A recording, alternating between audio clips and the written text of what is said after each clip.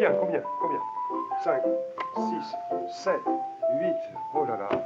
8 pas pour venir jusque devant toi. Tu sais que j'ai failli avoir peur de ne pas te voir. Mais si. Parce que la rue est très encombrée présentement. Mais oui, il y a des tas de gens qui font du lèche-vitrine. Ils font du lèche-carreau. Ils font du magasinage, mais de l'extérieur. Devant toutes les boutiques. Ça ne m'empêche pas quand même de te dire bonjour à toi, mon ami, toi, mon... Surprise. Pour mes amis grands et petits, jeunes et vieux, c'est moi, Monsieur Surprise, et c'est toi, mon ami, c'est pourquoi je te dis.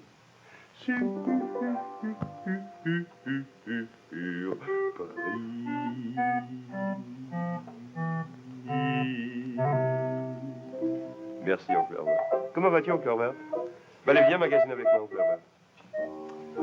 Tu ne veux pas aller chez le cordonnier? Chez le bottier? Regarde un peu. Regarde la jolie maison qu'il a. Il y a une maison en forme de botte, monsieur le cordonnier. Ah, une toute petite maison. Là, c'est une petite veuve qui habite cette petite maison. Elle est curieuse. Elle est bavarde. Comme toutes les voisines. Regarde ici. Dans cette petite boutique, il y a un boulanger.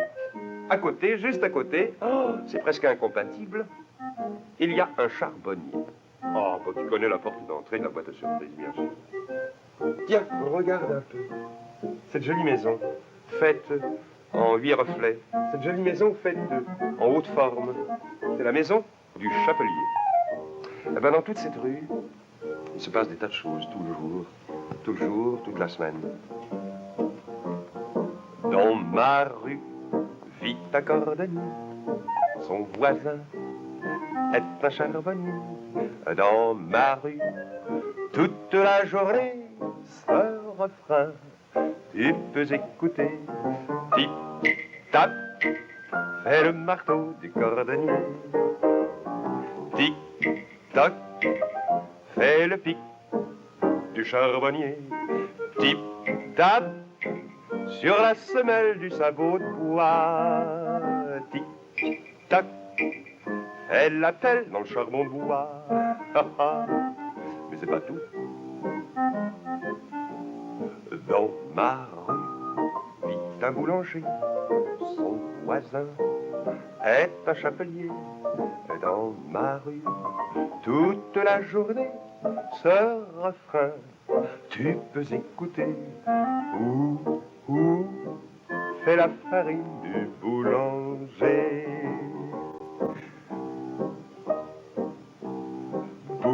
Bou, crie la famine du chapelier. Éloigne donc ton grand fourneau. Je vais manger des ronds de chapeau. Dans ma rue vit un cordonnier, son voisin est un chapelier. Dans ma rue, le brave boulanger s'entend bien avec le boulanger. Tic-tac, sur le chapeau du charbonnier. Tip-tap, fait le marteau du cordonnier. Ouh, le chapelier est enragé. Bou, car il est tout enfariné. Oh. Car ils se sont trompés. Tip-tap, c'est tragique, oh oui, car ils se sont trompés. Tic-tac, de boutique. Tic-tac, tic-tac, toc, toc, tip-et-tap et toc, tip-tap, tic-toc, tic-toc, tic-tac, tic. Toc, toc, toc, toc, toc, toc, toc, toc. Le bruit, la symphonie du petit marteau, la symphonie de la pelle, la symphonie de la rue. La rue, toute pleine de boutiques, le chant des boutiques, c'est une joyeuse symphonie. Hein? Du boulanger au charbonnier, du charbonnier au cordonnier. Oh tiens, la symphonie du cordonnier, c'est une symphonie d'aventure, une symphonie de fantaisie aussi, une symphonie de dentelle. Figure-toi que chez le cordonnier, il est arrivé une petite aventure. Petite aventure à fanfreluche. Tu veux voir, hein? Bon. Où es-tu, fanfreluche, dans la lune ou dans un rêve? Où es-tu, fanfreluche, bonjour, nous voici pour s'amuser. Mais où donc es-tu? Où donc, fanfreluche? Allez, allez. Où, fanfreluche?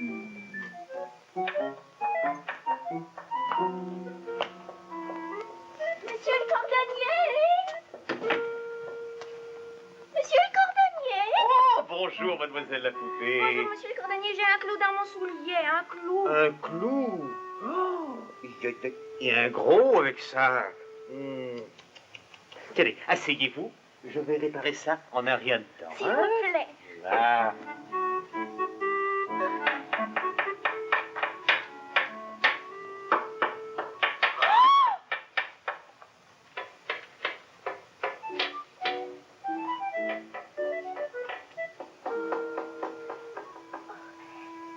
C'est exactement ce dont je rêve depuis toujours. Monsieur le cordonnier, monsieur le cordonnier! Ce sera pas long, mademoiselle la poupée, Mais j'achève. non, mais non, mais non, mais non, laissez faire mon soulier, je ne le veux plus. Je veux une paire de souliers neufs, celle-ci. Oh, je l'achète. Non, non, non, non, mademoiselle la poupée. Ces souliers ne sont pas à vendre. Pas d'avance. Non. Pourquoi? Ce sont les souliers de la reine. Oh. Eh bien, dans ce cas, faites-moi une paire pareille. Ah, impossible, mademoiselle la poupée. C'est un modèle exclusif pour les reines. Mais croyez-moi, vous ne seriez pas bien dans ces souliers. Pourquoi? D'abord, à cause de toutes ces pierres précieuses. Voyez-vous, ils sont terriblement lourds à porter. Oh, mais c'est parfait pour une reine qui doit avoir la démarche lente et majestueuse. Mais pour une poupée qui aime courir, qui aime sauter, ça ne sera pas commode. Ben, je ne sais Puis pas. voyez, ces talons, pour une reine qui regarde tout le monde de haut, c'est exactement ce qu'il faut.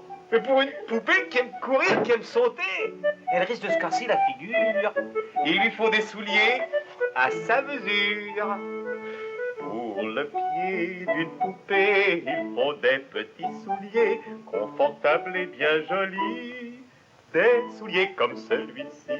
Non. Si, un soulier tout désigné pour jouer et pour marcher, pour se reposer aussi. Un soulier comme celui-ci. Non. Si. Quand je l'aurai réparé, bien frotté, bien poli, ce sera le plus joli. Petit soulier de poupée.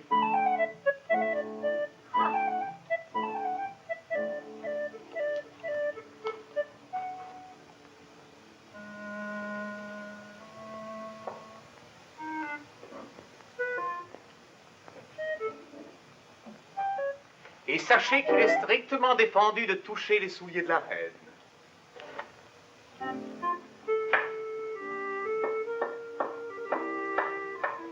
Je ne vais pas les toucher. Je vais seulement les essayer un peu. Oh là là!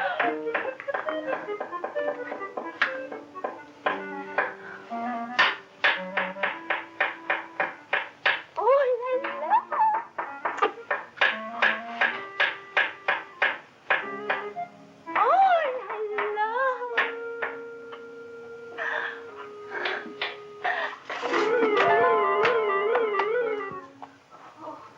En effet.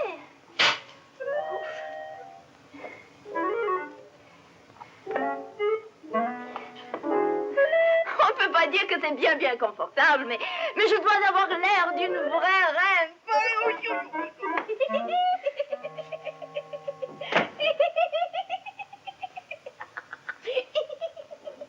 que tu as à rire, toi? Tu trouves pas que tu as l'air très drôle dans ces souliers? Pas du tout. Au contraire. Oh, pardon. Mademoiselle? Majesté. Non, je ne suis pas majesté, moi. Pas toi, moi. Toi? Oui. Toi non plus, toi non plus. Majesté, ça doit marcher avec beaucoup de dignité et tout droit. Pas tout de travers comme toi. Qu'est-ce que tu en sais, toi? Ben, j'en sais quelque chose. Je suis en service chez le roi, je suis son courrier. Toi, le courrier du roi? Ah oui, je suis le courrier du roi. Il m'a engagé à cause de mes bottes de Célieu. Bottes de Célieu. Voyez-vous ça, je suppose que tu vas me dire que tu es le petit pousset. C'est ça, le petit pousset, c'est mon nom. Oh, bonjour. Le petit poussé, bonjour. Salut, cordonnier. Je t'apporte mes bottes de Célieu pour les faire réparer. C'est le petit pousset, le petit pousset. Mademoiselle la poupée, mademoiselle la poupée. Mon malheur, les souliers de la reine. Oh là là. Les souliers de la reine. Oh mon Dieu. Oh, si la reine savait ça. Oui. Comment voulez-vous qu'elle le sache? La reine, la voilà. La reine.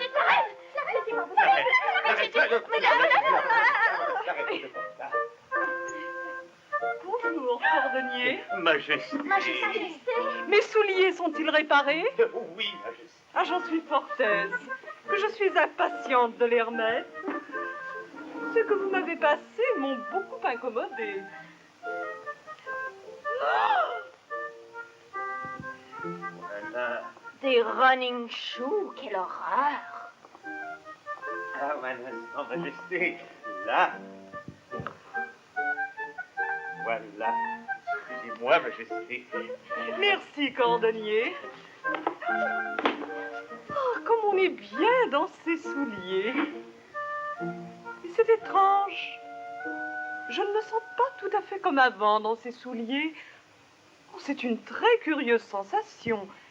Oh, c'est comme ma foi. C'est comme si quelqu'un d'autre les avait portés. Oh, mais je sais bien que cela ne se peut pas. N'est-ce pas, cordonnier? C'est-à-dire, majesté... Comment? Quelqu'un les aurait portés? Oh, pas longtemps, majesté. Waouh! Qui a osé mettre ses pieds dans mes souliers? Je vais mettre les bottes de Célieu. Comme ça, je serai plus vite rendue chez moi. Eh bien, parle, cordonnier. Dis-moi qui a osé porter les souliers de la reine? Mademoiselle la poupée! Mademoiselle la poupée! Mes bottes! Elle a mis mes bottes! Oh! Mademoiselle Fanfreluche! C'est inutile de crier comme ça, elle est rendue beaucoup trop loin pour vous entendre, elle a mis mes bottes de Célieu!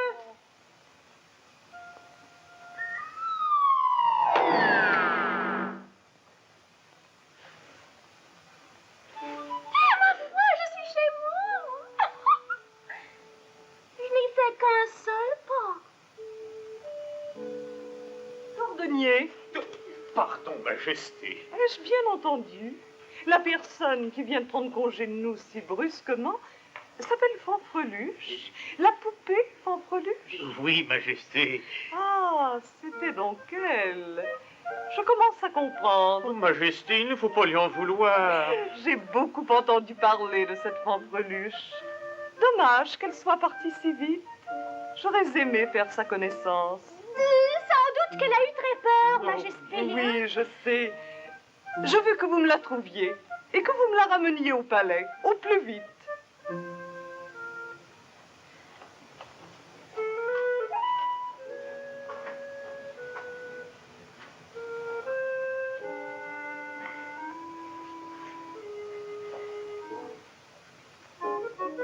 Hélas. Je vais être obligée de me promener nu-bas pour le reste de ma vie. Car jamais je n'oserais retourner chercher mes souliers chez le cordonnier. Il doit être fâché. Et le petit pousset aussi doit être fâché. Et la reine, oh là là, la reine, oh ce qu'elle doit être fâchée, la reine, oh là là. Qui aurait pensé qu'elle a le pied si sensible? Il n'y a pas à dire, c'est une vraie reine. Il ne faudrait pas qu'elle me retrouve. Oh là là. Hé, cordonnier! Cordonnier, regarde! Mes bottes de Célieu! Mademoiselle la poupée ne doit pas être bien loin. Allons voir dans cette maison. C'est ça. Mademoiselle la poupée! Mademoiselle la poupée, on a ordre de te ramener au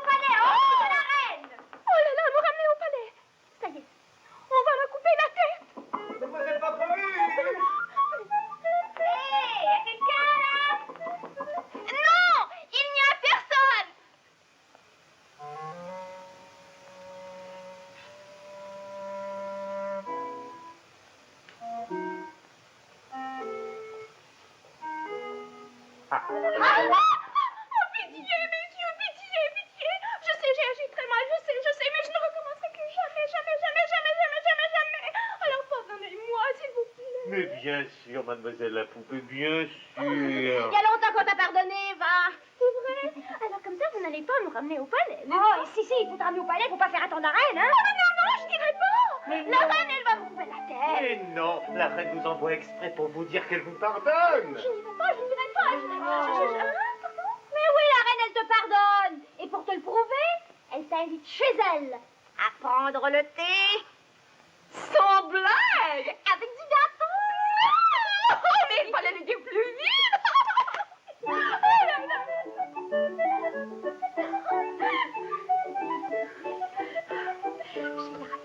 Je vais chez la reine. Avec du gâteau. Oh là là. Je ne pourrais pas y aller. Je n'ai pas de souliers.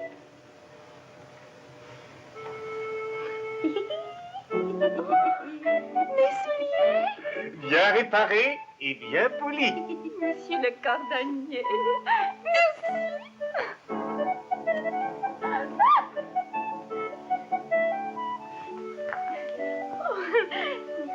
Oh, attendez, vous me chatouillez. Les souliers te désignés pour aller prendre le thé en compagnie de ses amis. Ce sont mes souliers de poupée.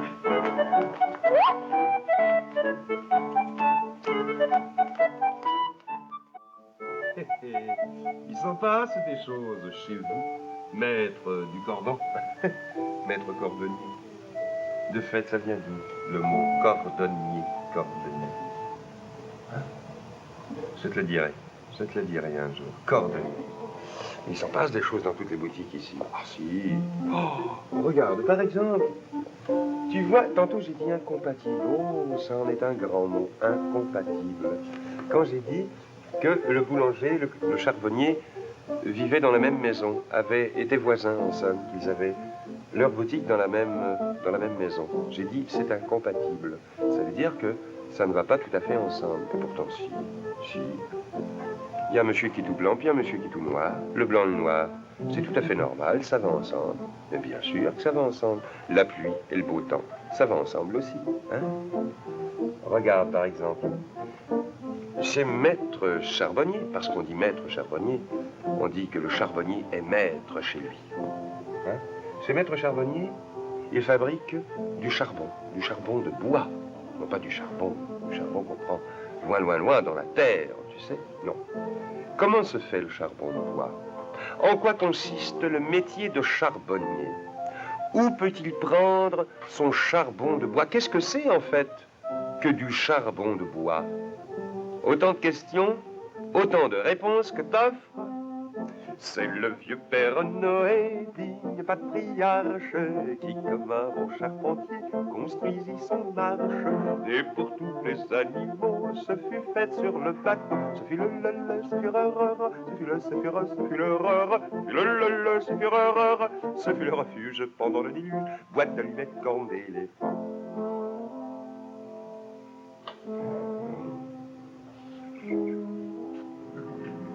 Bonjour les mousses. Je suis en train de faire de la tisane pour Pacha le tigre. Il a mal au ventre. Et je fais chauffer ma tisane sur un feu de charbon de bois. Vous savez ce que c'est du charbon de bois? Vous en avez vu déjà pour faire griller de la viande ou bien des saucisses, hein?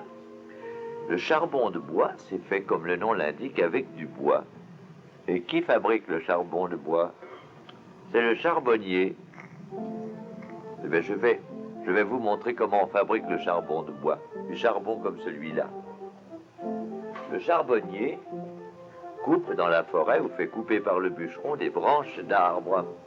Et puis, il réduit les branches en petites bûchettes, des petites bûches dont il fait une meule, en ayant bien soin de laisser au milieu une cheminée et ici des couloirs par où l'air pourra pénétrer pour permettre la combustion, pour permettre au bois de brûler. Mais on ne va pas le faire brûler comme un feu de grève ou un feu de joie, non.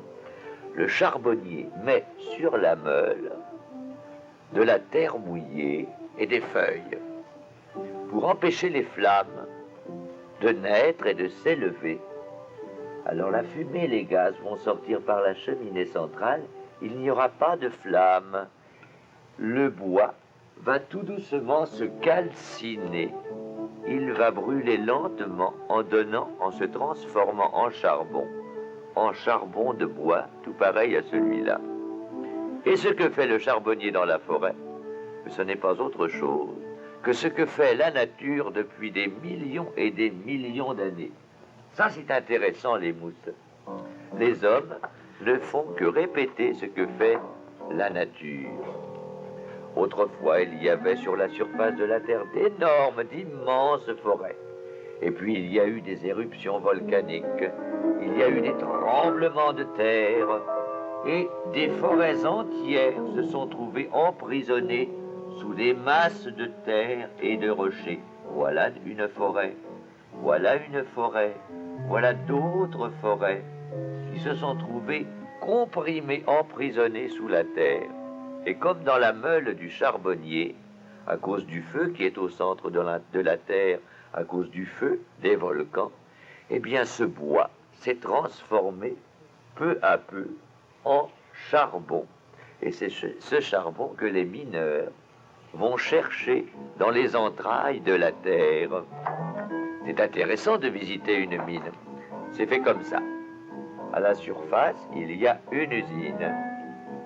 Et puis ici, ce sont les édifices de la mine. Ici, il y a un puits. Et dans le puits donne des bouches d'aération pour que l'air soit toujours frais, car le mineur descend jusqu'à un couloir qui permet d'arriver jusque dans les couches de charbon qu'on appelle des filons. Le charbon est débité, découpé en petits morceaux, cassé, brisé. Il vient dans les wagons qui sont là. On le met dans l'ascenseur qui remonte jusqu'à la surface du sol, grâce à une roue qui est là. Et puis, dans les petits wagons, il est conduit jusqu'à l'usine, où on le trie, suivant sa grosseur, suivant sa qualité.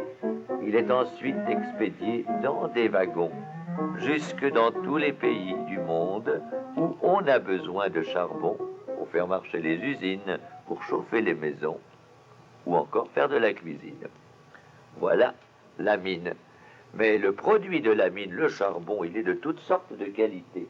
Il y a un charbon qui est presque un charbon de bois que fait le charbonnier. En voici un gros morceau. On appelle ça de la lignite. Il y a un autre charbon. On voit les veines du bois encore sur ce charbon-là.